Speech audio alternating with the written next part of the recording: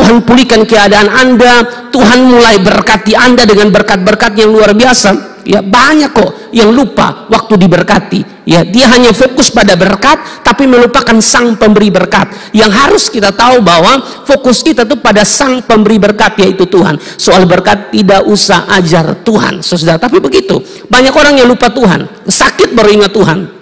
Lagi down baru ingat Tuhan, lagi putus cinta baru ingat Tuhan, lagi susah itu baru ingat Tuhan, saudara. Tapi waktu ada di zona nyaman, mulai lupa Tuhan, tidak berdoa, tidak cari Tuhan dan lain sebagainya. Itu yang namanya amnesia rohani. Karena memang pada dasarnya manusia itu begitu. Kalau susah baru ingat Tuhan, senang lupa. Dalam keadaan seperti apapun tetap ingat Tuhan, bahwa Dia Tuhan yang baik di dalam kehidupan kita.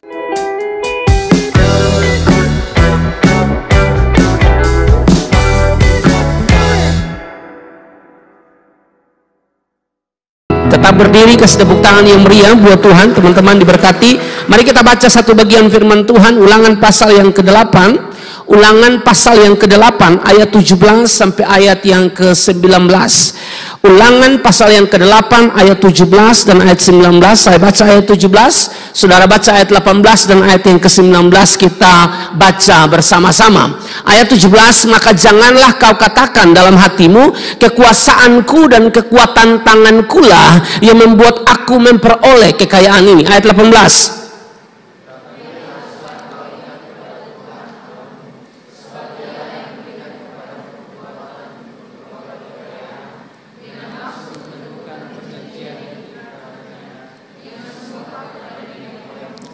Ayat 19 kita sama-sama 1, 2, dan 3. Tetapi jika engkau sama sekali melupakan Tuhan Allahmu dan mengikuti Allah lain, beribadah kepadanya dan sujud menyembah kepadanya, aku memperingatkan kepadamu hari ini bahwa kamu pasti binasa. Kasih tepuk tangan yang meriah buat Tuhan. Dan silakan duduk kembali teman-teman youth dan teens yang diberkati, dan juga tim pelayan yang hari ini melayani kita dengan luar biasa. Musik-musiknya makin hari makin bagus, makin rapi, dan memang untuk Tuhan harus beri yang terbaik. Amin, saudara.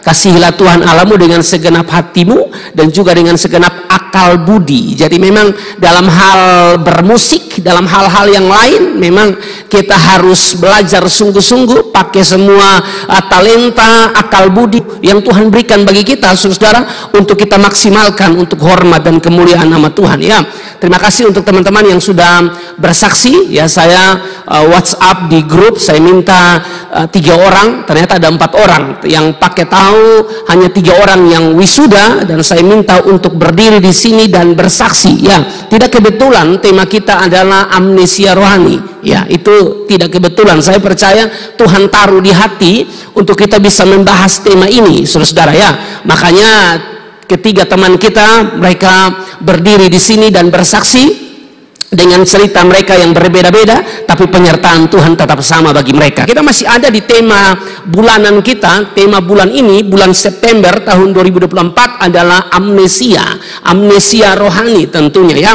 kalau amnesia, saudara lihat di Kamus Besar Bahasa Indonesia, itu kan definisi dari amnesia adalah kehilangan daya ingat tentang apa yang terjadi sebelumnya. Ya, itu berkaitan dengan kehilangan daya ingat tentang apa yang terjadi sebelumnya, saudara-saudara. Ya, bisa terjadi karena memang penyakit, ya, mungkin sakit tertentu sehingga memang daya ingatnya parah, atau mungkin karena kecelakaan, saudara, yang mengakibatkan cedera otak atau bagaimana sehingga tidak bisa mengingat lagi hal-hal sebelumnya. Itu berkaitan dengan amnesia secara jasmani tentunya. Sedangkan amnesia secara rohani adalah suatu sikap yang berkaitan dengan melupakan kebaikan Tuhan di dalam hidupnya. Dan kalau kita bicara tentang kebaikan Tuhan, saya pikir kebaikan Tuhan dalam hidup kita tuh begitu banyak, saudara-saudara. Ya, kebaikan Tuhan dalam hidup kita, dan tidak terhitung jumlah kebaikan Tuhan dalam hidup kita. Kalau diizinkan semua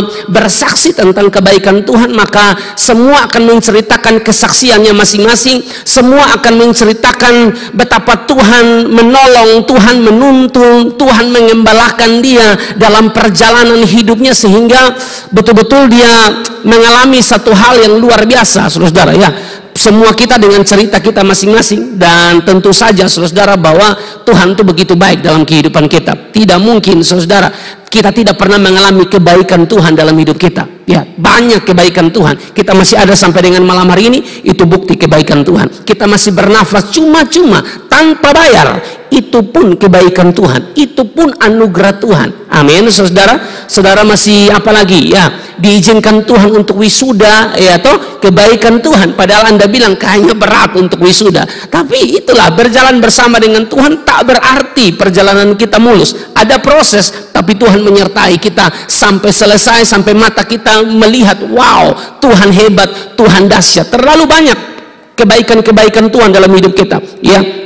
Kebaikan Tuhan terbesar adalah waktu Dia menyelamatkan saya dan saudara. Amin. Kita ini layaknya dihukum, kita layaknya ya tentu neraka, ya pintu neraka terbuka bagi kita kalau tanpa Yesus. Tapi waktu kita percaya Dia menyelamatkan kita, karena begitu besar kasih Allah akan dunia ini sehingga Ia mengaruniakan anaknya yang tunggal supaya setiap orang yang percaya kepadanya tidak binasa melainkan beroleh hidup yang kekal. Yang percaya tidak binasa tapi diberikan hidup yang kekal. Itu kebaikan, anugerah, kemurahan Tuhan yang luar biasa yang kita rasakan di dalam kehidupan kita, melebihi ya hal-hal yang lain. Saudara diberkati. Makanya di dalam Mazmur 34 ayat yang ke 9, ya, kecaplah dan lihatlah betapa baiknya Tuhan itu. Berbahagialah orang yang berlindung padanya. Berbahagialah setiap orang yang berlindung pada Tuhan. Ya, engkau akan merasakan betapa baiknya Tuhan, betapa Tuhan mencintai dan mengasihi kamu melebihi siapapun. Manusia itu mengecewakan, sama kayak kakak Sela pun kesaksian tadi. Andalkan manusia itu mengecewakan, ya. Tapi saya akan telusuri siapa dia yang mengecewakan kakak Sela, ya. Kita akan telusuri nanti, ya. Tapi sekarang kita fokus pada firman dulu. Ya, inti dari kesaksian tadi bahwa hanya Tuhan satu-satunya pribadi yang tidak pernah mengecewakan kita, saudara. Banyak ayat, ya, banyak data kitab suci yang mau menunjukkan kepada kita untuk kita tidak amnesia rohani. Jangan lupa kebaikan Tuhan, sangat banyak, saudara. Ya, beberapa yang saya akan tunjukkan bagi saudara, misalnya Mazmur 103 ayat 2 sampai ayat yang ke-5. Mazmur pasal yang ke-103 ayat 2 sampai ayat yang ke-5 mengatakan begini, saudara, pujilah Tuhan hai jiwaku dan janganlah lupakan segala kebaikannya. Jangan pernah lupakan segala kebaikannya. Kata jangan itu kata larangan, karena Tuhan terlalu baik dalam hidup kita. Kalau mau diminta masing-masing untuk bersaksi kebaikan Tuhan, maka tidak cukup waktu. Bahkan satu hari ini tidak cukup, ya. Mungkin bisa berbulan-bulan untuk mendengarkan kesaksian-kesaksian kita betapa Tuhan menyertai kita dalam perjalanan hidup kita, saudara. Makanya Alkitab bilang, pujilah Tuhan hai jiwaku dan janganlah lupakan segala kebaikannya, karena Tuhan begitu baik di dalam kehidupan kita, ya. Bahkan kalau kita baca ayat 3, 4, ya, 3, 4, 5 ini hal-hal yang sangat mendasar, saudara, ya. Hal-hal yang sangat fundamental yang Tuhan kerjakan. Dia yang mengampuni segala kesalahanmu. Wah, itu luar biasa. Kita pun dosa ini banyak, saudara, sangat banyak. Alkitab bilang upah dosa adalah maut, tapi Alkitab bilang Dia Tuhan yang mengampuni segala kesalahanmu, yang menyembuhkan segala penyakitmu, saudara. Lalu ayat yang keempat bilang Dia yang menebus hidupmu dari lubang kubur, yang memukatai engkau dengan kasih setia dan rahmat. Dia yang menebus hidupmu. Kalau Dia tidak tebus, maka neraka semua kita. Kalau Dia tidak tebus kita, semua kita binasa. Bersyukur Dia yang menebus hidup kita. Ayat yang kelima dikatakan Dia yang memuaskan hasratmu dengan kebaikan sehingga masa mudamu menjadi baru seperti pada burung Raja Wali. Dia yang memuaskan hasratmu. Satu-satunya pribadi yang bisa puaskan kita cuma Tuhan Yesus Kristus. Amin. Makanya jangan cari kesenangan-kesenangan di luar. Makanya jangan cari hiburan-hiburan di luar, saudara. Karena tentu kesenangan-kesenangan di luar Yesus, hiburan-hiburan di luar Tuhan itu palsu semua. Itu tidak sejati. Hiburan yang sejati, lebih tepatnya sukacita yang sejati, damai sejahtera yang sejati, itu hanya ada di dalam Tuhan kita Yesus Kristus. Jadi memang kalau bicara tentang kebaikan Tuhan sangat banyak, dan kita diminta malam hari ini untuk jangan melupakan kebaikan Tuhan. Jangan amnesia rohani. Meskipun hari-hari ini kita menemukan banyak orang yang lupa Tuhan, begitu. Banyak orang yang tidak tahu diri, begitu, saudara. Ya, Dulu laleke, dulu parah, dulu ancor-ancor, saudara-saudara ya. Entah karena saya bicara di hadapan orang-orang muda yang mungkin putus cinta, stres, berkepanjangan ya saudara-saudara. Lalu Tuhan sudah pulihkan keadaannya, dia patah hati, Tuhan pulihkan sehingga dia tidak patah hati. Patah hati itu menunjukkan bahwa kita tuh manusia biasa, tapi bersyukurnya kita punya Tuhan yang luar biasa. Amin. Kalau saudara-saudara, kita pernah mengalami itu atau hal-hal yang lain yang saudara alami dalam hidup saudara, lalu Tuhan pulihkan Anda. Tuhan pulihkan keadaan Anda, Tuhan mulai berkati Anda dengan berkat-berkat yang luar biasa. Ya, banyak kok yang lupa waktu diberkati. Ya, dia hanya fokus pada berkat tapi melupakan sang pemberi berkat. Yang harus kita tahu bahwa fokus kita tuh pada sang pemberi berkat, yaitu Tuhan. Soal berkat tidak usah ajar Tuhan, saudara. Tapi begitu, banyak orang yang lupa Tuhan. Sakit baru ingat Tuhan, lagi down baru ingat Tuhan, lagi putus cinta baru ingat Tuhan, lagi susah itu baru ingat Tuhan, saudara. Tapi waktu ada di zona nyaman, mulai lupa Tuhan, tidak berdoa, tidak cari Tuhan dan lain sebagainya. Itu yang namanya amnesia rohani. Saya berharap itu tidak ada di youth and teens. Ya, dalam keadaan seperti apapun tetap ingat Tuhan, bahwa dia Tuhan yang baik di dalam kehidupan kita, saudara. Makanya untuk kesekian kalinya, saudara, ya, Musa selalu memperingatkan bangsa Israel. Musa selalu memperingatkan orang Israel untuk jangan pernah melupakan kebaikan Tuhan. Termasuk di pasal 8, saudara, ayat 17 sampai ayat 19 yang kita baca. Tapi sudah dimulai dari pasal 6, saudara. Dimulai dari pasal 6 itu pun Musa sering ngomong kepada orang Israel untuk jangan lupakan kebaikan Tuhan. Karena memang bangsa Israel itu begitu, siklusnya begitu, saudara. Kalau ada susah, berseru kepada Tuhan, lalu Tuhan tolong. Setelah Tuhan tolong, mulai menyembah berhala, mulai memberontak, saudara. Lalu Tuhan izinkan ada bangsa, ada raja yang tidak bertobat, yang akan menghukum mereka. Lalu lagi-lagi mereka berseru kepada Tuhan, lalu Tuhan bela mereka lagi, saudara. Tuhan tolong mereka. Itulah siklus yang dialami ya oleh bangsa Israel, atau yang ditunjukkan oleh bangsa Israel. Ada susah, berseru, senang, mulai lupa Tuhan. Nah, kita tidak boleh begitu. Kita mau susah, senang, dia tetap kita ingat. Amin. Jangan amnesia rohani, ingat Tuhan di dalam kehidupan kita. Makanya Ulangan pasal yang ke-6, Musa bilang begini. Ulangan pasal yang ke-6 ayat 10 sampai ayat yang ke-14. Maka apabila Tuhan Allahmu telah membawa engkau masuk ke negeri yang dijanjikannya dengan sumpah kepada nenek moyangmu, yakni Abraham, Ishak dan Yakub, untuk memberikannya kepadamu kota-kota yang besar dan baik yang tidak kau dirikan. Ini maksudnya adalah tanah Kanaan, tanah yang dijanjikan oleh Tuhan yang penuh dengan susu dan madu kepada bangsa Israel. Jadi Musa bilang, maka apabila Tuhan Allahmu telah membawa engkau masuk ke negeri yang dijanjikannya itu, lalu ayat 11 bilang, rumah-rumah penuh berisi berbagai-bagai barang baik yang tidak kau isi, sumur-sumur yang tidak kau gali, bukan usaha kamu, tapi semua Tuhan sudah sediakan bagi kamu kalau kamu ada di tanah yang dijanjikan itu. Kebun-kebun anggur dan kebun-kebun zaitun yang tidak kau tanami, dan apabila engkau sudah makan dan menjadi kenyang, ayat 12 ini menjadi perhatian kita, maka berhati-hatilah supaya jangan engkau melupakan Tuhan yang telah membawa kamu keluar dari tanah Mesir, dari rumah perbudakan. Tuhan kasih ingat, kalau kamu sudah ada di tanah Kanaan, tanah yang penuh susu dan madu, tanpa kamu berusaha pun kamu akan menerima berkat yang luar biasa. Tapi ingat, kamu tidak boleh lupa Tuhan, karena memang pada dasarnya manusia itu begitu. Kalau susah baru ingat Tuhan, senang lupa. Makanya Musa bilang kepada orang Israel, berhati-hatilah supaya jangan engkau melupakan Tuhan yang telah membawa kamu keluar dari tanah Mesir, dari rumah perbudakan. Tapi itulah orang Israel, ya, mereka itu kan bangsa yang tegar tengkuk, bangsa yang tegar tengkuk, bangsa yang seringkali lihat mujizat, saudara, tapi seringkali pula mereka menyakiti Tuhan. Seringkali itu pula mereka menyakiti pemimpin mereka, yaitu Musa. Kok Tuhan sama mereka melawan, apalagi Musa. Amin, saudara. Saya berharap di sini tidak ada hormat pemimpin. Suatu saat Anda jadi pemimpin, orang hormat kamu. Saya tidak minta penghormatan saudara, karena saya orangnya asik-asik saja.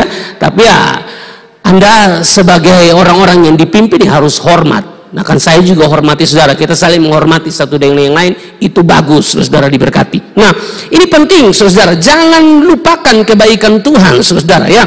Musa bilang, berhati-hatilah supaya jangan engkau melupakan Tuhan. Bukti orang yang tidak melupakan Tuhan itu seperti apa? Di ayat 13-14 bilang begini, perhatikan ayat 13-14. Engkau harus takut akan Tuhan, harus hidup takut Tuhan. Definisi takut Tuhan itu begini, saudara, membenci kejahatan, tapi di saat yang sama menyukai kebenaran, menyukai firman. Sekali lagi, Alkitab bilang di sini, saudara, jangan melupakan Tuhan dalam hal ini. Bukti orang yang tidak melupakan Tuhan, hidupnya takut Tuhan. Takut Tuhan definisinya adalah membenci kejahatan. Kalau Anda gemar melakukan kejahatan, Anda tidak takut Tuhan itu. Kalau orang takut Tuhan, benci kejahatan, dan di saat yang sama menyukai firman, menyukai kebenaran. Khotbah begini dia dengar, bukan main handphone. Itu contoh orang yang tidak melupakan Tuhan dan membutuhkan Tuhan dalam hidup. Orang ada khotbah di pasang story, satu tal cerewet. Begitu saudara langsung cek ya. Engkau harus takut akan Tuhan Allahmu, kepada Dialah haruslah engkau beribadah, dan demi namanya haruslah engkau bersumpah. Ini menarik, kepada Dia haruslah engkau beribadah. Nah, ini saudara datang ibadah itu bukti bahwa saudara tidak lupa Tuhan, saudara tidak amnesia rohani. Saudara datang ke sini karena saudara rindu jumpa Dia. Amin kok.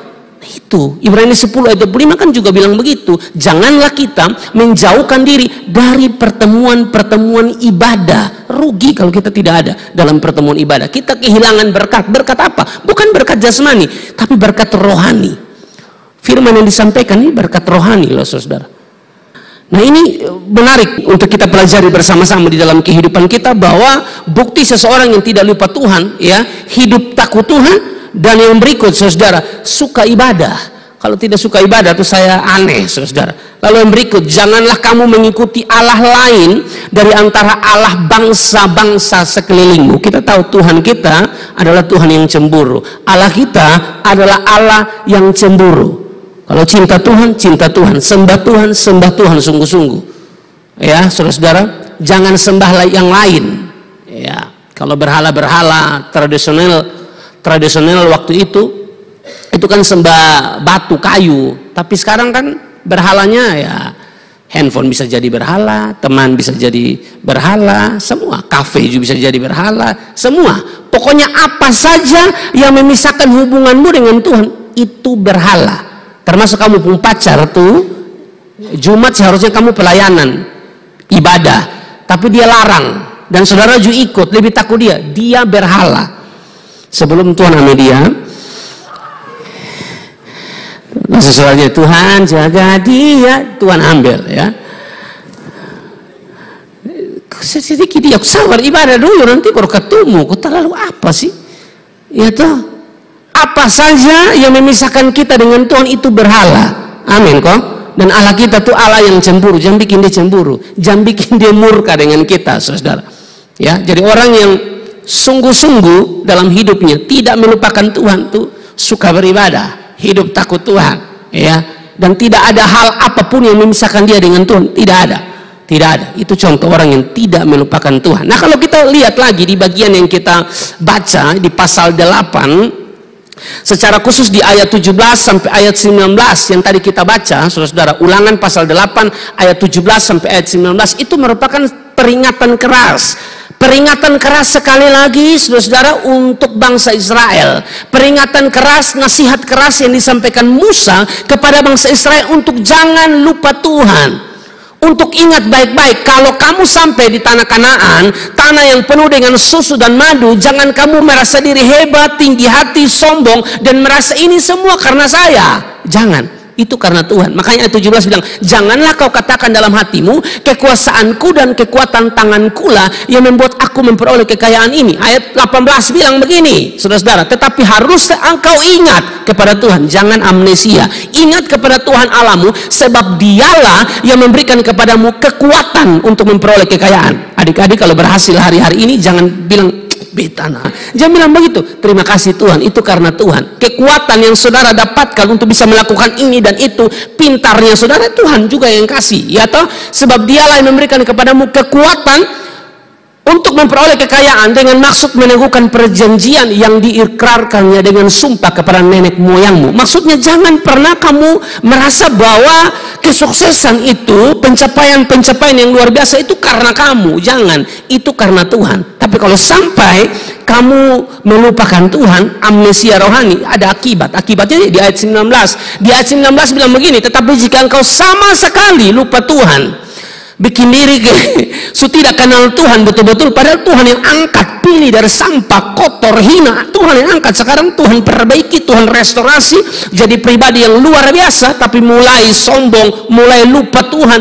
mulai lupa dari mana dia datang. Kita bilang begini, tetapi jika engkau sama sekali melupakan Tuhan Allahmu dan mengikuti Allah lain, beribadah kepadanya dan sujud menyembah kepadanya, aku memperingatkan kepadamu hari ini bahwa kamu pasti apa? Binasa.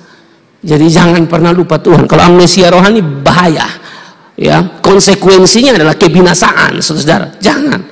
Tuhan terlalu baik dalam kehidupan kita. Bukankah Alkitab bilang sebab segala sesuatu adalah dari Dia, oleh Dia, dan kepada Dialah, bagi Dialah kemuliaan sampai selama-lamanya. Roma 11 ayat 36. Semua dari Tuhan, kekuatan dari Tuhan, kepintaran dari Tuhan, kemampuan dari Tuhan, semua dari Tuhan. Sebab segala sesuatu adalah dari Dia, oleh Dia. Dari Dia, oleh Dia, itu bicara sumber atau pusat. Dia pusat kekuatan kita, Dia sumber keselamatan kita, Dia segala-galanya, tidak ada yang lain. Pusatnya ya Dia. Lalu kalimat berikut, kepada Dia, bagi Dialah kemuliaan sampai selama-lamanya. Itu bicara tujuan. Tujuannya juga harus kembali kepada Tuhan. Dia yang kasih kamu kekuatan, Dia yang kasih kamu kemampuan, Dia yang kasih kamu skill, Dia yang berikan kamu talenta. Ini semua ini kamu harus pakai untuk Dia. Makanya ada kalimat, bagi Dialah kemuliaan sampai selama-lamanya. Amin, saudara. Jangan pernah amnesia rohani, jangan pernah lupa Tuhan. Jangan, Tuhan terlalu baik. Dan di pasal 8 ini, saudara, Musa memperingatkan mereka, kamu ingat tidak waktu kamu di padang gurun, Tuhan sudah bela kamu. Ingat tidak di padang gurun Tuhan menyertai. Kebaikan Tuhan untuk bangsa Israel itu luar biasa. Ya, memang Tuhan izinkan mereka ada di padang gurun, saudara. Ya, padang gurun bagi mereka itu menggambarkan kesusahan, penderitaan, kesulitan hidup yang luar biasa. Di padang gurun itu cuaca padang gurun itu sangat ekstrim. Kalau siang panas sekali, malam dingin sekali, saudara. Cuacanya sangat ekstrim. Jadi bagi sebagian orang tentunya kalau bicara padang gurun ini pasti mati. Tapi ternyata tidak kok. Tuhan bisa buat mujizat di padang gurun. Yang tidak ada air, bisa ada air. Amin, saudara. Dan semua kita, saya sering bilang, semua kita tuh dengan padang gurun kita masing-masing. Semua kita tuh dengan proses hidup kita masing-masing. Tapi dengar, saudara, dalam setiap padang gurun kita, Tuhan ada di situ. Seperti Tuhan bela bangsa Israel, seperti Tuhan menyertai bangsa Israel, seperti itu pula Tuhan bela kita dan menyertai kita. Hari ini saudara sedang diproses.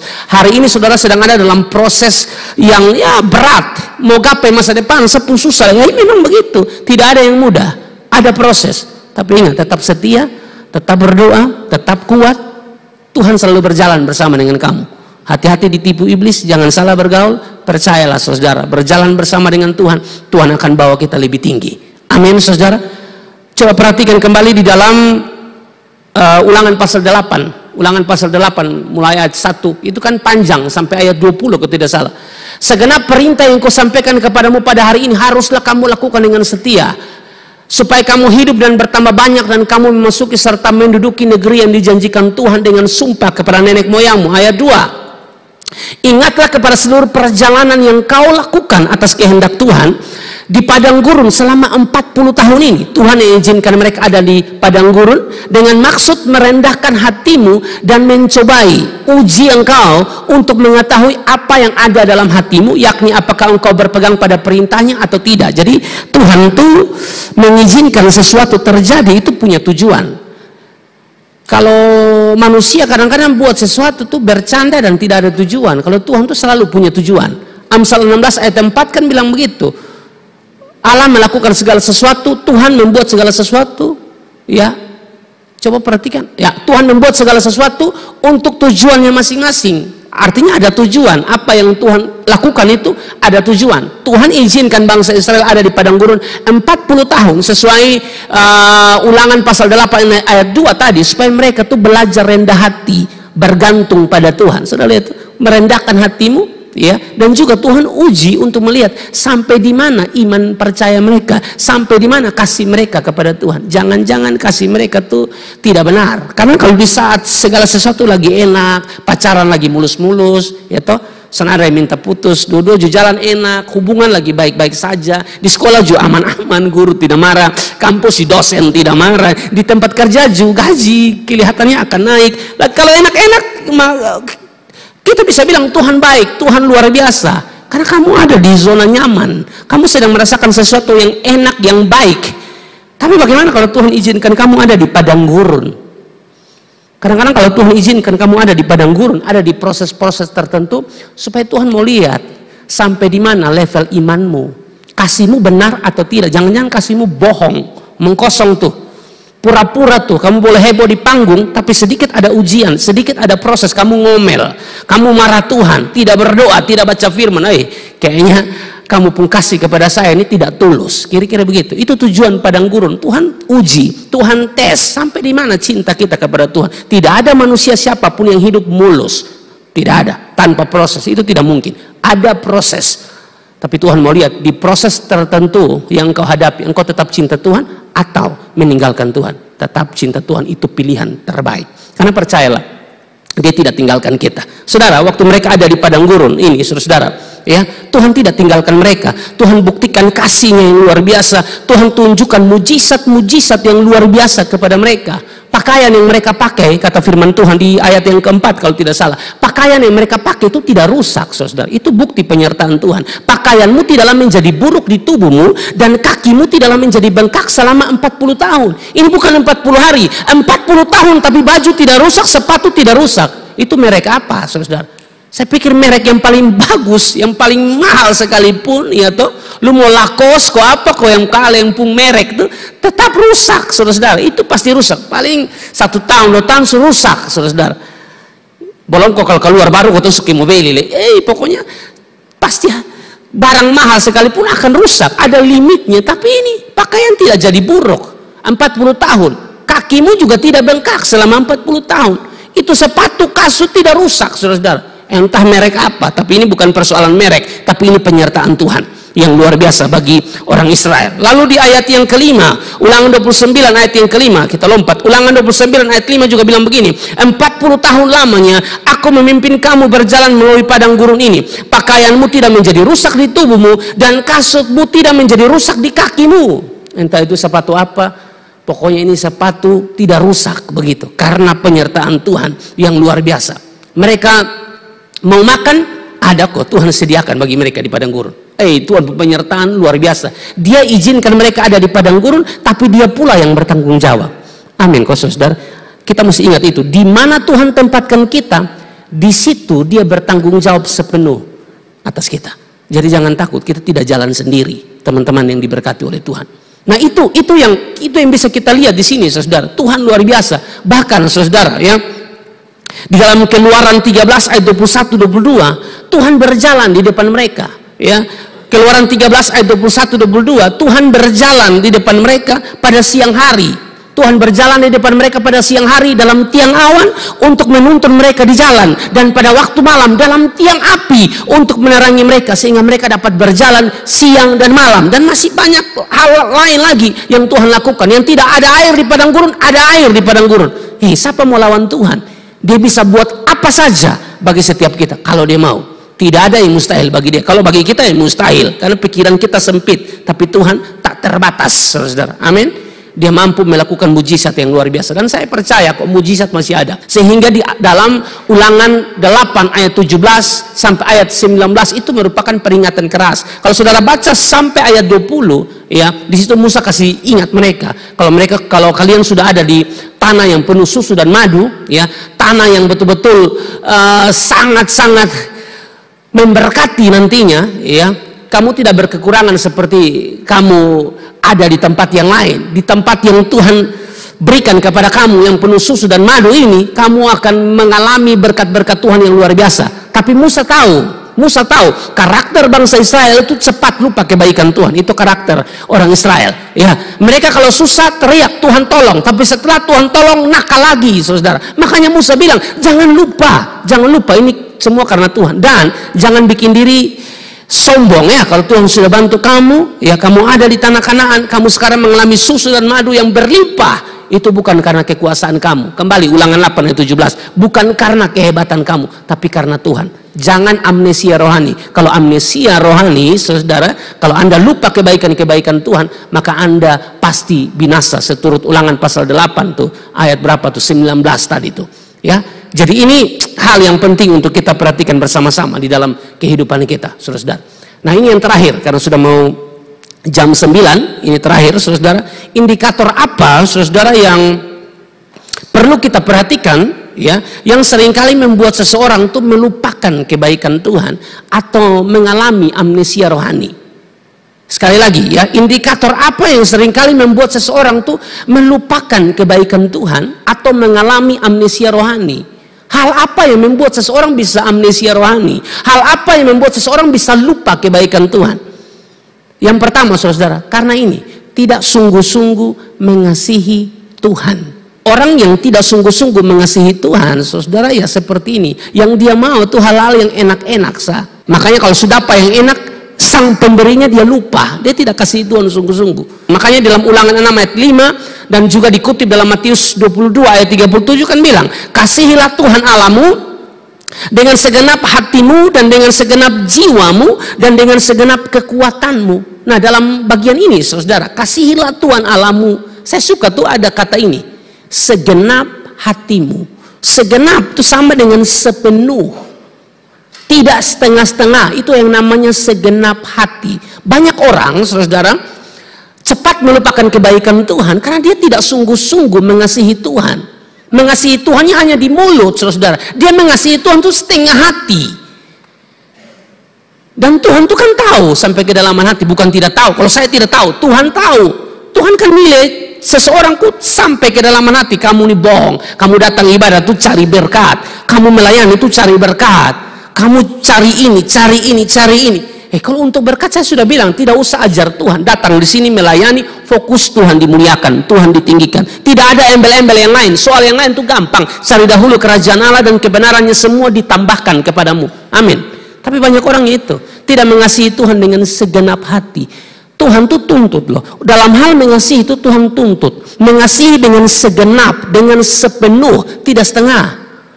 Kok manusia saja menuntut kok.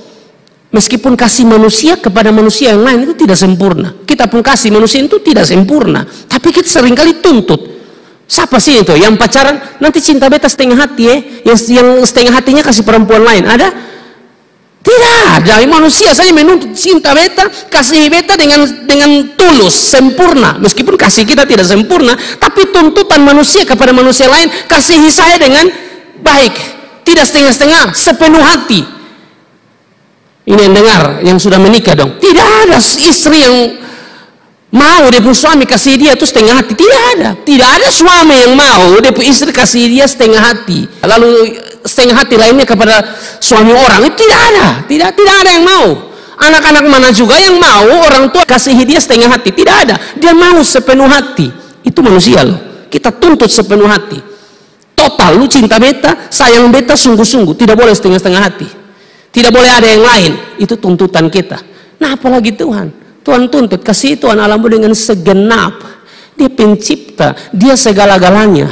Dia tuntut kita, kasih dia tuh dengan segenap hati. Bukan dengan setengah hati. Kok Tuhan tahu, nah kalau dengan setengah hati dia tahu, woi kamu nih parah. Kira-kira begitu. Makanya Tuhan puji Kaleb, kalau kita bahas beberapa minggu yang lalu. Di Bilangan 14 ayat 24, coba kita lihat Bilangan 14 ayat 24. Bilangan 14 ayat 24 dikatakan begini, tetapi hambaku Kaleb karena lain jiwa yang ada padanya dan ia mengikut aku dengan sepenuhnya, akan kubawa masuk ke negeri yang telah dimasukinya itu dan keturunannya akan memilikinya. Ini Tuhan puji Kaleb. Tuhan bilang begini, tetapi hambaku Kaleb karena lain jiwa yang ada padanya. Dia pun jiwa lain karena mana? Ayat lanjutan bilang begini, ia mengikut aku, dia ikut Tuhan dengan sepenuh hati, dengan segenap hati, tidak setengah-setengah. Makanya kalau saudara baca di dalam Bilangan pasal 13, Bilangan pasal 14, saudara temukan bahwa benar Kaleb itu beda.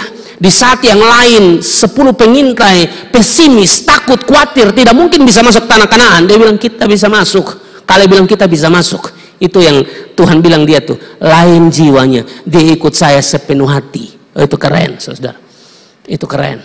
Bahkan di saat semua lagi memberontak, ya, memberontak kepada Tuhan, ya, melawan Musa, si Kaleb dan Yosua tidak sama sekali. Dua pengintai ini tidak. Bagi mereka, iman kami tetap teguh, kami dapat masuk ke tanah Kanaan. Pasti masuk kalau Tuhan menyertai. Itu contoh orang yang mengasihi Tuhan dengan segenap hati, dengan sepenuh hati. Saudara, kalau kasih Tuhan dengan segenap hati, sepenuh hatimu, mau anak-anak teens, anak-anak youth, Anda tidak ragu kok. Anda tidak ragu dengan Tuhan. Yang lain boleh bilang kamu tidak bisa, tidak mampu, tidak akan berhasil. Anda tidak pusing. Anda lebih fokus kepada perkataan Tuhan.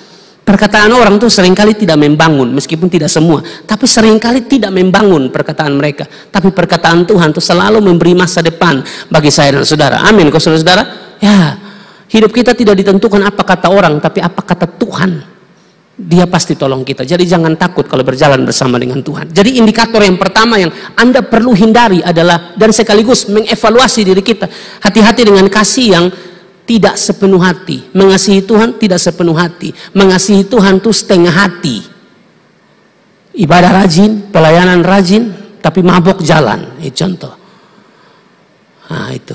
Apalagi ibadah jalan, seks bebas. Itu contoh. Itu Anda tidak kasih Tuhan tuh dengan sungguh-sungguh. Dan indikator itulah yang akan bikin kamu menjadi seseorang yang amnesia rohani, lupa Tuhan. Dan yang berikut, soal ini, tinggi hati. Tadi di ayat 17-18 bilang begini, di dalam Ulangan 8 toh, hati-hati dengan tinggi hati, ya, bahaya, atau sombong. Maka janganlah kau katakan dalam hatimu, kekuasaanku dan kekuatan tanganku lah yang membuat aku memperoleh kekayaan ini. Ini Musa bilang kepada orang Israel, kamu jangan begitu ya. Kalau Tuhan sudah berkati kamu, jangan kamu bilang ini karena sayanya, ini karena beta, ini karena saya pintar, ini karena saya dari suku ini. Bukan, bukan. Kamu berhasil karena Tuhan. Ayat 18. Tetapi haruslah engkau ingat kepada Tuhan Allahmu, sebab Dialah yang memberikan kepadamu kekuatan untuk memperoleh kekayaan, dengan maksud meneguhkan perjanjian yang diikrarkannya dengan sumpah kepada nenek moyangmu seperti sekarang ini. Ya, jangan sombong, jangan tinggi hati. Ini indikator paling bahaya yang membuat kita bisa amnesia rohani. Amin, saudara. Terus dekat pada Tuhan supaya Anda menyadari bahwa semua yang kamu miliki, ya, itu Tuhan punya. Nafas hidup pun Tuhan punya. Amin, saudara. Waktu Dia menciptakan manusia, ya, Alkitab bilang lalu Dia mengembuskan nafas hidup ke dalam hidungnya sehingga manusia itu menjadi makhluk yang hidup. Seandainya Dia tidak mengembuskan nafas, meskipun mungkin sudah berbentuk manusia, tidak ada gunanya sama sekali karena tidak dihembuskan nafas hidup. Artinya begini, nafas itu Tuhan pun, nafas itu Tuhan punya. Bukan kita pembai pun, kita penteo, kita pentobuk, Tuhan punya. Jadi tolong kau hargai ini nafas atau kesempatan hidup yang Tuhan sudah berikan. Anak-anak teens, pakai ini kesempatan hidup, sungguh-sungguh beribadah. Anak-anak youth, pakai ini kesempatan hidup, beribadah sungguh-sungguh, cari Tuhan, melayani Tuhan sungguh-sungguh. Itu yang Tuhan mau di dalam kehidupan kita. Ya saudara, jangan sombong, jangan tinggi hati. Itu indikator yang membuat saudara jadi amnesia rohani. Yang tinggi hati pasti hancur. Makanya Amsal 18 ayat 12 bilang begini, saudara. Amsal 18 ayat 12, tinggi hati mendahului kehancuran, tetapi kerendahan hati mendahului kehormatan. Amin, saudara. Dua indikator ini bahaya. Berarti supaya kita tidak amnesia rohani, maka kita harus sungguh-sungguh mengasihi Tuhan dan jangan sombong. Itu penting. Ya, kalau sampai kita mengasihi Tuhan dengan setengah hati, tidak sungguh-sungguh mengasihi Tuhan, ya, lalu sombong, tinggi hati, merasa semua pencapaian yang kamu dapatkan itu karena kamu, itu Anda sudah dibawa atau digiring oleh setan menuju kepada amnesia rohani. Jangan, saudara. Semua karena Tuhan. Amin. Kembali Roma pasal 11 ayat 36 kita baca sama-sama dan saya pikir kita selesai sampai di sini. 1, 2, 3. Sebab segala sesuatu adalah dari Dia dan oleh Dia dan kepada Dia, bagi Dialah kemuliaan sampai selama-lamanya. Kasih tepuk tangan yang meriah buat Tuhan, saudara.